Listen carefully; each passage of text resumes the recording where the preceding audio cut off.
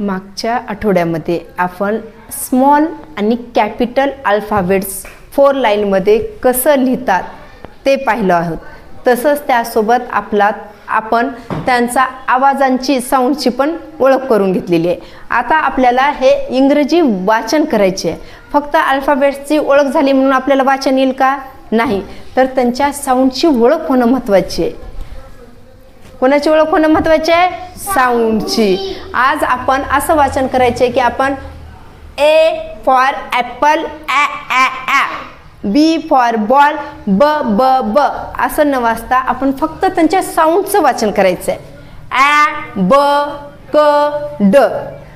तसंच आता हे अल्फाबेट्स आहेत ना, काही अल्फाबेट्सचे 2-2 आवाज असतात, पण आज आपल्याला फक्त पहिल्या आवाजाचं वाचन करायचं आहे. आता जसं सी आहे, सीचा आवाज क पण होतो आणि स पण होतो.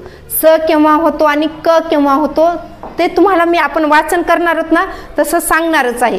पण आज फक्त तुम्हाला सीचा आवाज क, तसंच आता ह्या जीचा आवाज ग पण होतो आणि ज पण होतो. पण आज तुम्हाला काय सांगणार आहे मी? फक्त ग. कोणतं शिकवणार आहे? गज.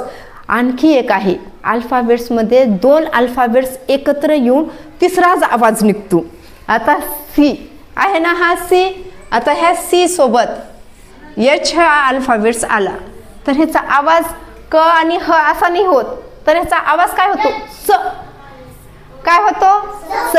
आता परत टी आणि एच एकत्र आले तर ह्याचा आवाज काय होतो? थ. काय होतो? थ. तसंच आणखी आता पी आणि एच एकत्र आले तर यांचा आवाज काय होतो? फ. आता हे आवाज तुम्हाला मी नंतर शिकवणार आहे. फक्त आज काय म्हणते मी तुम्हाला, फक्त आज पहिलाच आवाज शिकायचे. कोणता आवाज शिकायचा आहे? पहिलाच. फक्त तुम्हाला असंच वाचायचंय, ॲ ब क ड ए फ असंच वाचायचे. अर्जुन वाच बरं बाळा. सर्वांनी लक्ष द्या बाळांनो. ॲ ब क ड ए फ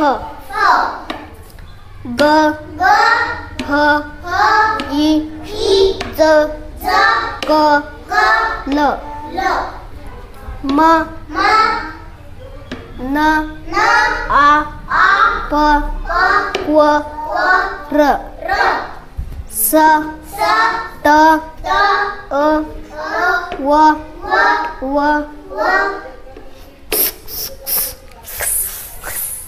य झ.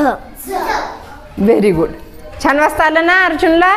आता तुम्ही पण असंच वाचायला शिकायचे. आता तुम्ही काय करायचे, आपले जे ग्रुप बनवलेले आहेत त्या ग्रुपमध्ये बसायचं आणि एकमेकाला असंच वाचन करून दाखवायचे.